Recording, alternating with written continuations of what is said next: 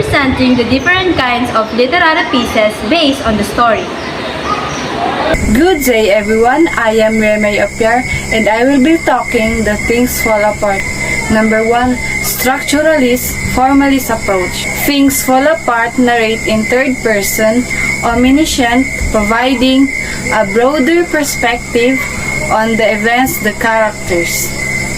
The novel structure is divided into 3 parts, each representing a distinct phase in Okonkwo's life and the Igbo society's journey. Okonkwo rise and fall within the village, his exile and the arrival of European missionaries and his return to a vastly changed Omofia.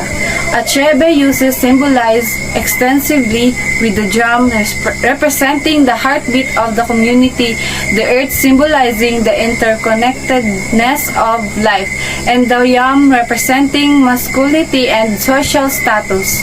Number 2. Moralistic approach. Okonkwo's tragic downfall can be interpreted as a consequence of his pride, violence, and resistance to change. The story emphasizes the importance of adaptability, empathy, and understanding in navigating cultural shifts. It also critiques the hypocrisy of the colonizers who claim to bring civilization while imposing their own values and disrupting indigenous tradition. 3.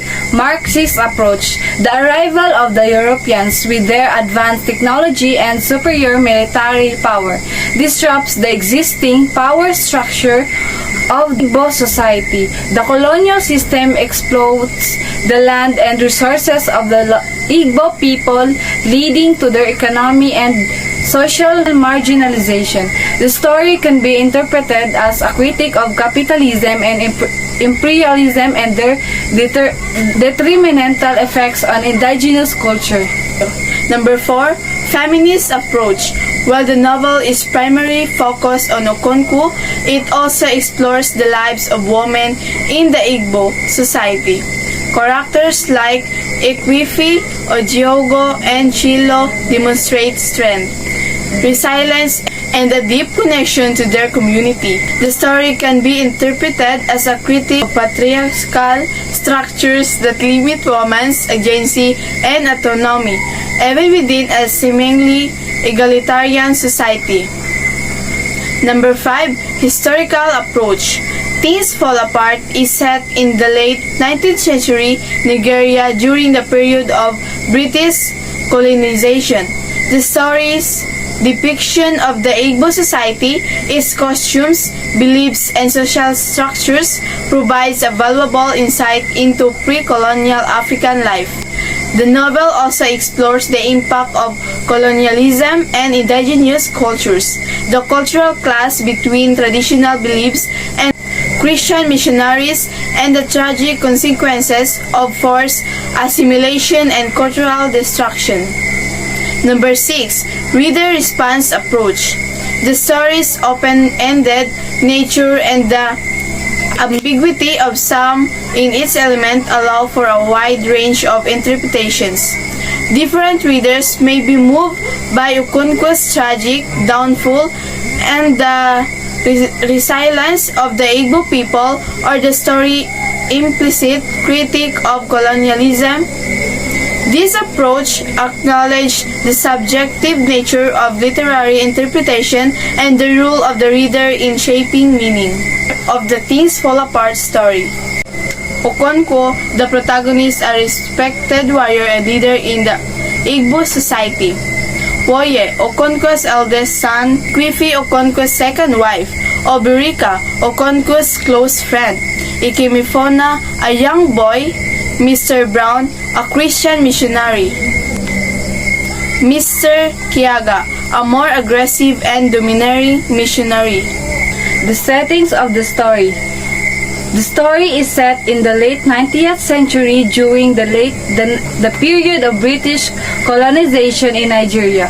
The story takes place in Omofia, a fictional Igbo village in southeastern Nigeria. The village is described in detail with its social structure, customs, and beliefs. The novel also explores other Igbo village and the wider Igbo society. Conflict. Okonkwo struggles with his own pride, violence, and inability to adapt to chance.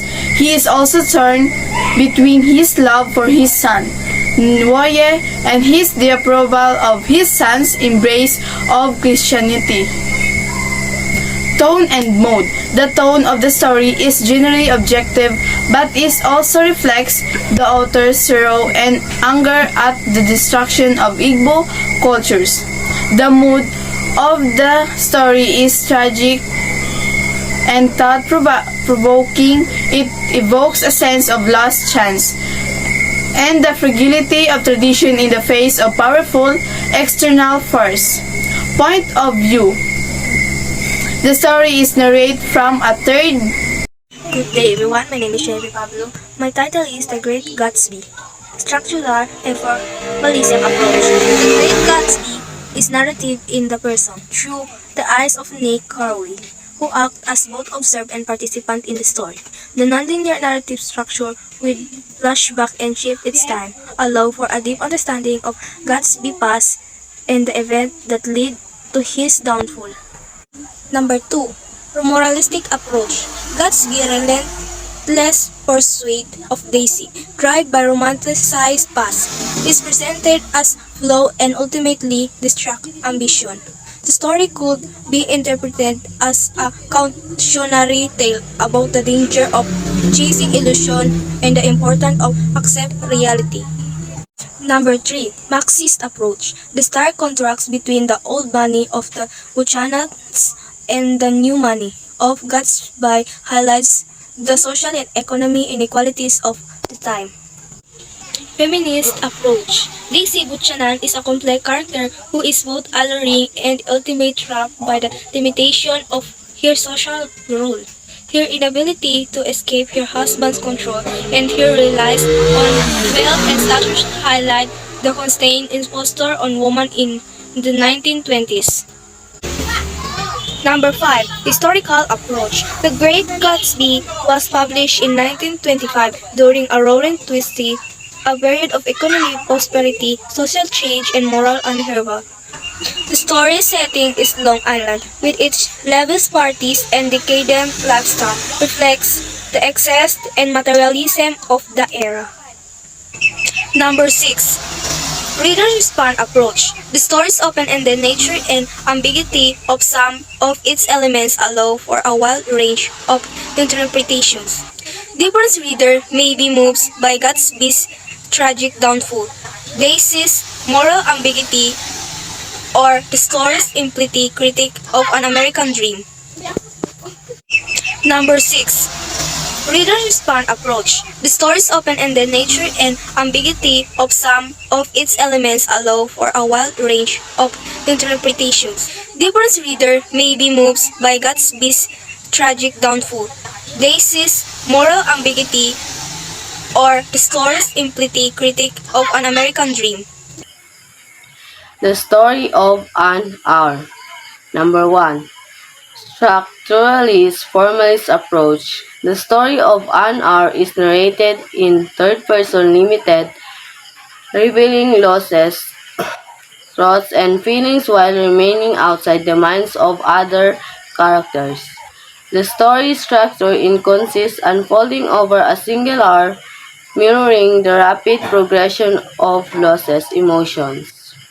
Shopping employs irony throughout, contrasting Lois's initial grief with her subsequence of liberation. Number 2.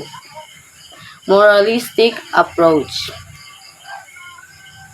Lois's initial grief is seen as a societal expectation, while her subsequent joy at her husband's death is interpreted as a rebellion against the constraints of marriage.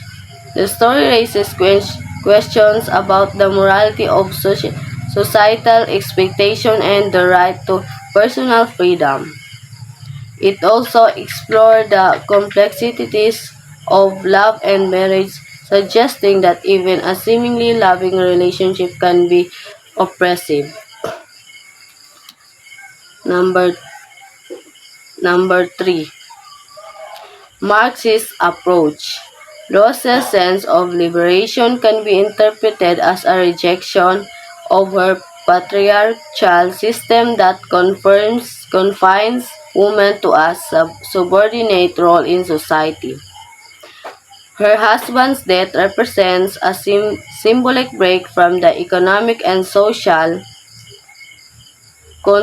constraints of marriage, allowing her to imagine a future where she is free to pursue her own desires. The story can be seen as a critique of capitalist society and its impact on women's lives. Feminist approaches. The Story of an Hour is a powerful example of feminist literature, highlighting the oppression faced by women in a society. Louise's initial reaction to her husband's death reflects the societal expectation that women should be grief-stricken while subsequent feelings of liberation reveal her desire for autonomy and self-expression. Historical approaches. The Story of an Hour was written in 1894, when a time had limited rights and were expected to conform to societal norms. The story depiction of Louis' experience reflects the social constraints placed on women in this era, including the lack of legal and financial independence within marriage. Reader response approaches. The story ambiguous ending and the complexity of Louis' emotion allow for a wide range of interpretation. Some reader may sympathize with Louis' desire for freedom, while others may condemn her reaction as selfish and even immoral. Reader response approaches. The story ambiguous ending and the complexity of Louis' emotion allow for a wide range of interpretation. Some reader may sympathize with Louis' desire for freedom, while others may condemn her reaction as selfish and even immoral. The Yellow Wallpaper. Number 1. Structuralist and formalist approach. The yellow wallpaper employs a framing device, the narrator's journal entries that reveals her deteriorating mental state. The story's cyclical structure, with the narrator's obsession with the wallpaper intensifying over time, emphasizes her descent into madness. Number 2. Moralistic approaches. The narrator husband John is often viewed as a villainous figure for his dismissive attitude towards his wife's mental health and his insistence on the rest cure that ultimately worsens her condition. Number 3. Marxist approach. The narrator confinement within a patriarchal marriage, symbolized by her lack of agencies and the constraint of her social role, could be interpreted as a reflection of the broader oppression of a woman in a capitalized society. Feminist approach. The narrator's internal conflict between her societal role as a wife and mother and her individual desires for freedom and self-expression is central to a feminist interpretation. The story challenges traditional gender roles and exposes the suffocating nature of patriarchal marriage. The yellow wallpaper, with its oppressive and restrictive patterns, symbolizes the societal expectations that confine women. Historical approach. Written in 1892, the yellow wallpaper reflects the prevailing medical practices and social attitudes towards women's mental health in the late 19th century.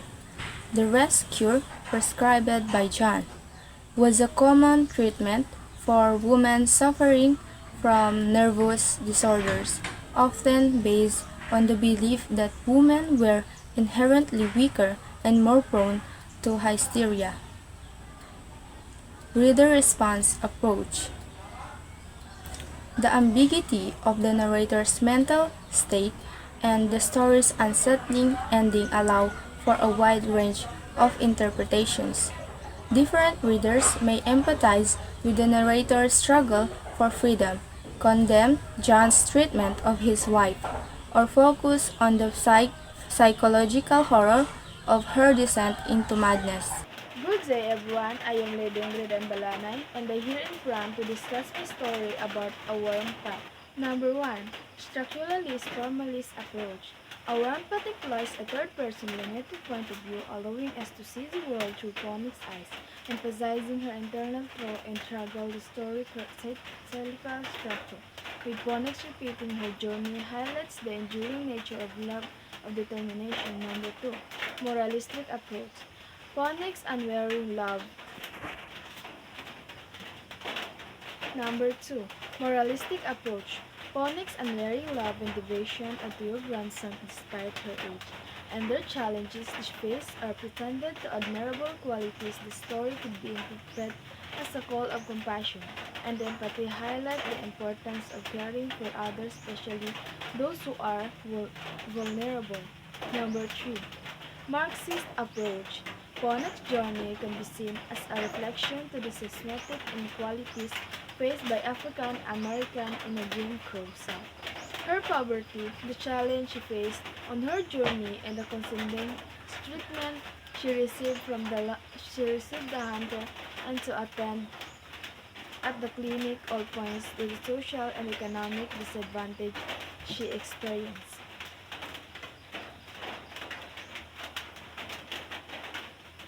My character of my story.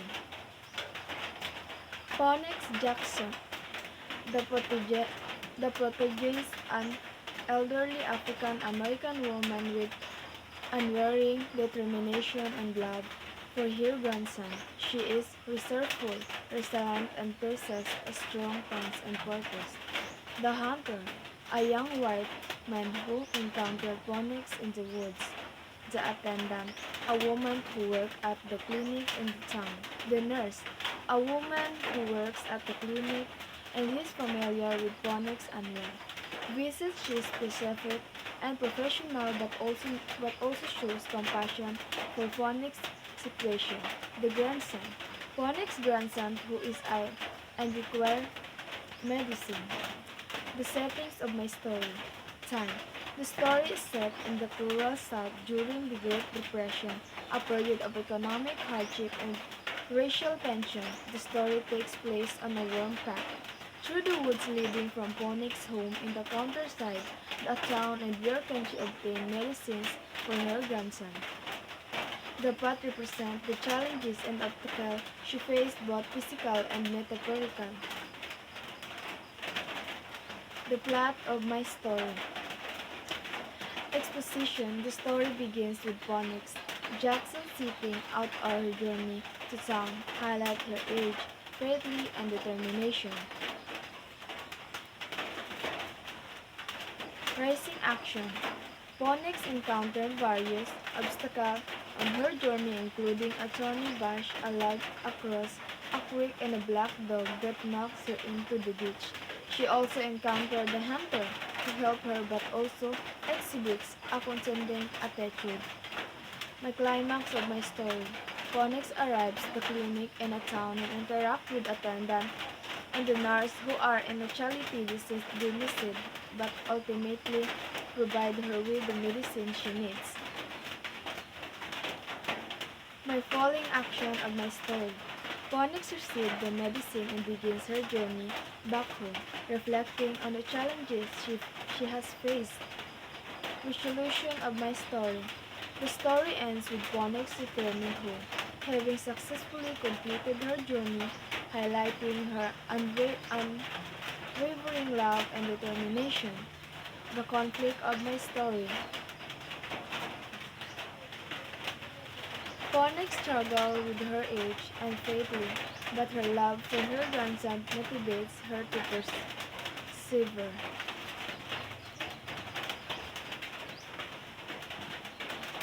Tone and mood.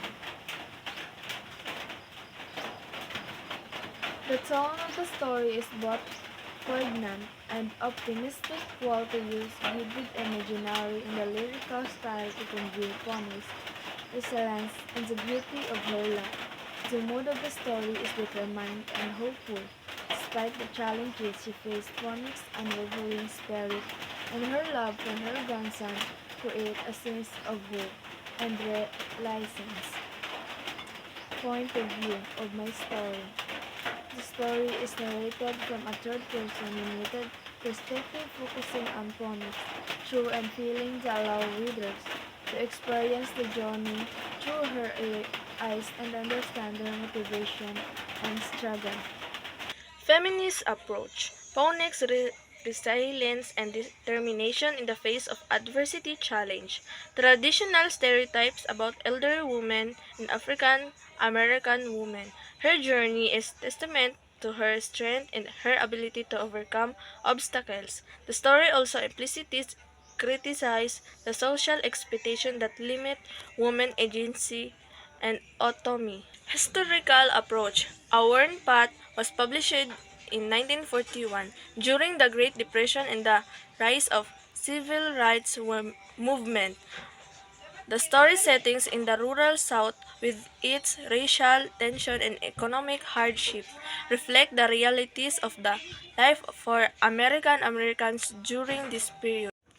Reader's response approach. The story's open-ended nature and the ambiguity of some of its elements for a wide range of interpretations. Different readers may be moved by Phoenix's unwavering love, her strength in the face of hardship, or the story implied critique of social injustice.